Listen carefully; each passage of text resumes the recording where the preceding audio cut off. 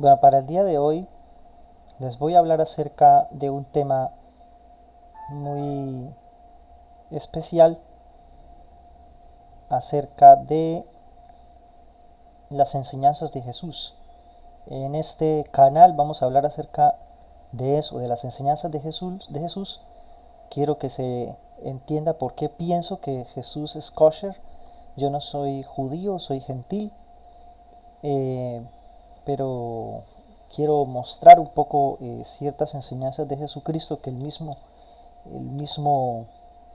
cristianismo ha tergiversado. Bueno, existe diversidad de opiniones.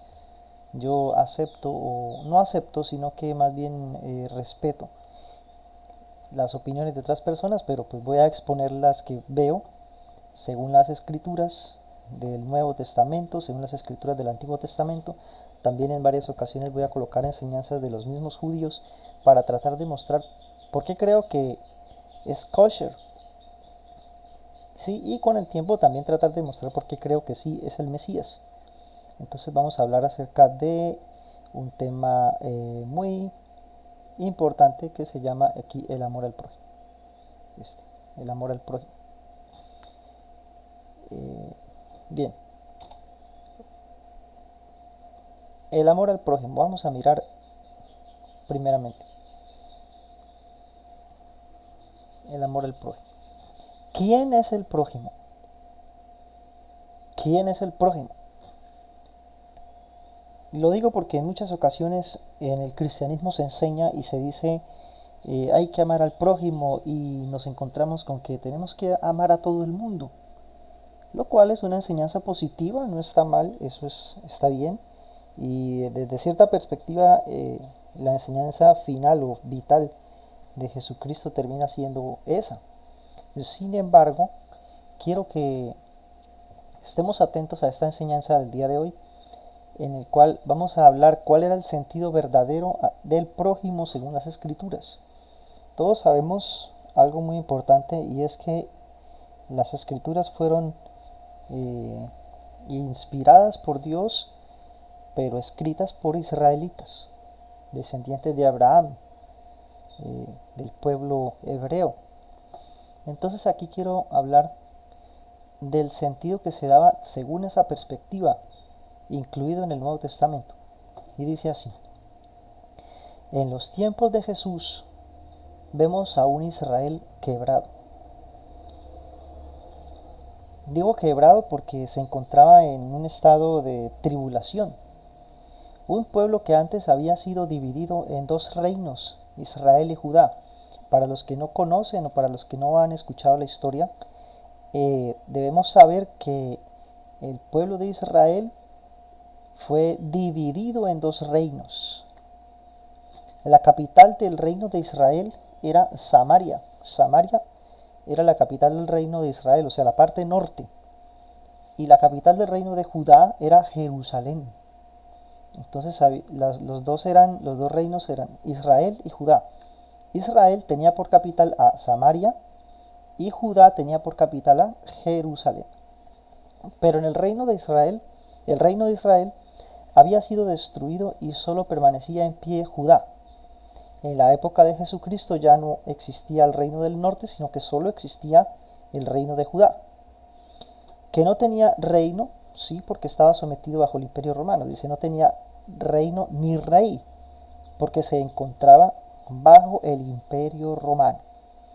Los romanos tenían sometido al pueblo de Judá, que era lo que quedaba de Israel.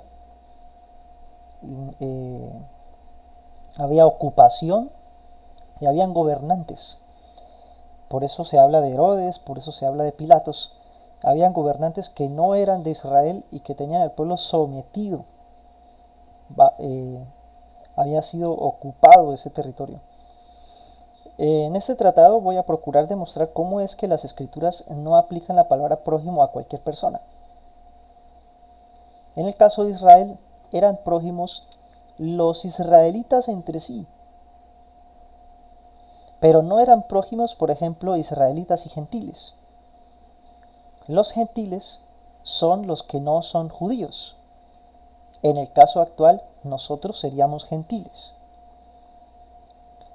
Mucha atención aquí a esta expresión. En el caso de Israel, eran prójimos los israelitas entre sí. Un israelita era prójimo de otro israelita, pero un israelita no era prójimo de un gentil, y un gentil no era prójimo de un israelita. Bueno, esto es para demostrar, bueno, esta parte suena un poco fea, un poco complicada, porque aparentemente existe una contradicción. Hay un mandamiento de las escrituras que dice no matarás. Y por supuesto, sabemos que matar o asesinar a un ser humano es algo indebido porque el ser humano fue creado a imagen y semejanza de Dios.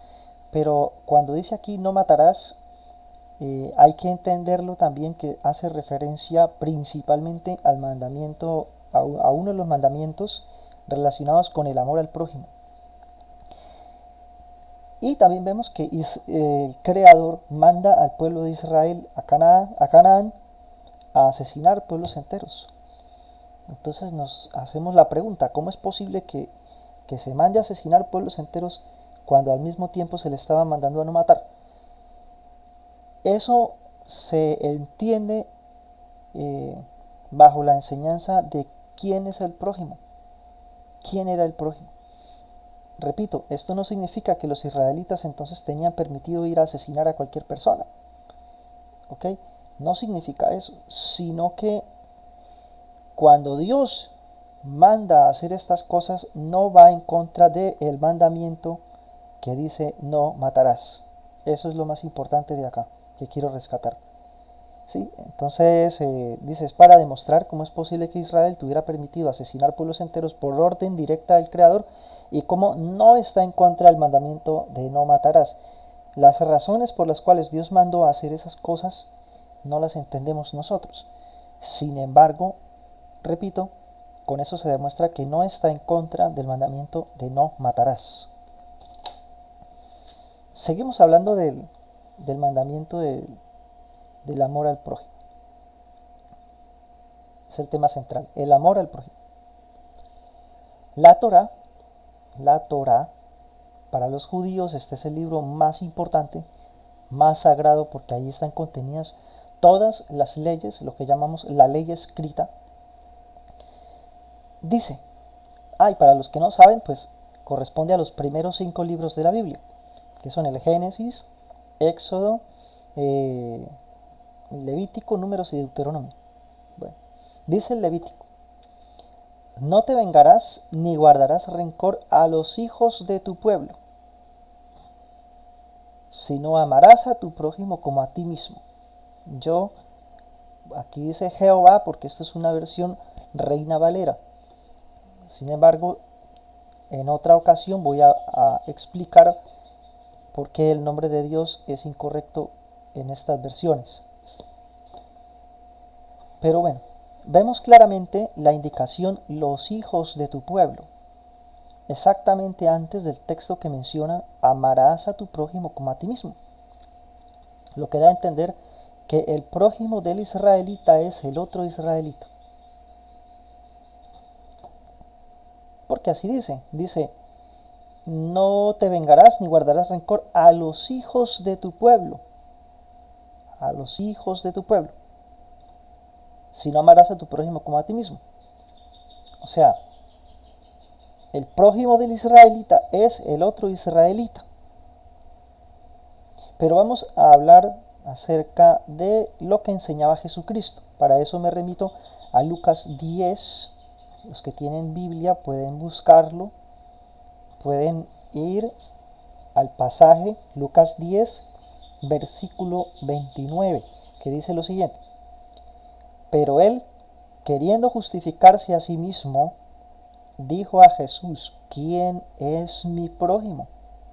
Mira la pregunta que hace. Una pregunta directa y que nos va a permitir responder y entender algunas cosas.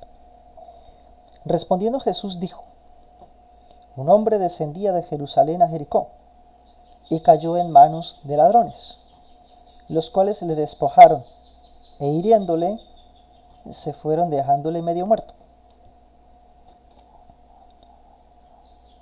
Dice, aconteció, perdona aquí que busqué la pluma, aconteció que descendió un sacerdote por aquel camino y viéndole pasó de largo.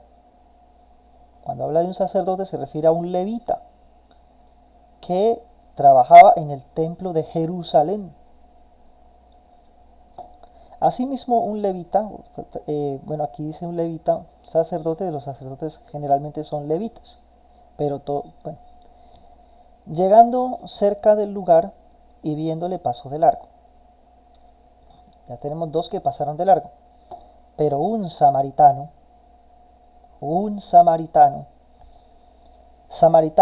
quiere decir que era de Samaria. Samaria era la capital del reino de Israel del norte, aquel que había sido devastado, acabado, pero pues quedaban algunas personas que eran de Samaria. Dice que iba de camino, vino cerca de él y viéndole fue movido a misericordia. Y acercándose vendó sus heridas, echándoles aceite y vino, y poniéndole en su cabalgadura, lo llevó al mesón y cuidó de él. Otro día al partir sacó 2 denarios y los dio al mesonero, y le dijo, cuídamele, y todo lo que gastes de más yo te lo pagaré cuando regrese. ¿Quién, pues, de estos 3 te parece que fue el prójimo del que cayó en manos de los ladrones? Él dijo, el que usó de misericordia con él. Entonces Jesús le dijo, ved y haz tú lo mismo. A ver, Jesús pregunta, ¿quién fue el prójimo? Y todos entendemos que fue el samaritano. Los demás eran prójimos, pues eran prójimos, pero al mismo tiempo no lo eran, porque lo vieron enfermo y pasaron de largo. Lo vieron golpeado, muriendo, pasaron de largo, no lo tuvieron en cuenta. Entonces, para ser el prójimo, tiene que ser un hermano real, no solo de sangre, sino de corazón también. El samaritano vino, se movió a misericordia y lo atendió, lo ayudó. Entonces, pero aquí quiero hacer una aclaración muy importante. ¿Por qué el samaritano? ¿Por qué Jesucristo no habló de pronto del sacerdote o no quiso decir que el levita fue el que le ayudó, sino que mencionó precisamente el samaritano? Samaritano. Yo paso a pensar lo siguiente. Los israelitas y los samaritanos, perdón, los judíos y los samaritanos no se hablaban entre ellos. Tenían como ciertas diferencias. Una de las misiones más importantes del Mesías es la unificación y la restauración del reino de Israel. Pero yo pregunto, ¿eso es posible mientras los israelitas estén peleados entre ellos? Por supuesto que no es posible. Entonces Jesucristo hace esta mención en referencia al samaritano, incitando o llamando a los israelitas a que se unan, a que vuelvan a acordarse del mandamiento del amor al prójimo, que se unan entre ellos para que no exista esa división y poder traer el reino de los cielos. Continuamos con el tema del amor al prójimo. Vemos claramente que la enseñanza de Jesús muestra a un samaritano como el que actúa de forma benévola con el hombre herido. Recordemos que los samaritanos y los judíos eran hermanos del mismo pueblo, o sea, israelitas, pero que por razones políticas se habían hecho enemigos los unos de los otros. Una de las misiones más importantes del Mesías, según la tradición israelita, es la restauración del reino de Israel. Pues bien, Jesús muestra que el reino no puede ser establecido si Israel no cumple su parte. Esto se puede refrendar con algunas profecías que dijo el mismo Creador en la Torá, en el que se les decía que si no cumplían los mandamientos, Él iba a permitir que fueran expulsados hacia todas las naciones. O sea que Israel debe cumplir su parte. Enseña claramente al final de la parábola al decir al judío, haz tú lo mismo. De esta manera tenemos a Jesús enseñando a los israelitas y judíos a unirse entre sí como requisito para la unificación del reino. Por esta causa pone, por ejemplo, aquí recordé algo muy importante.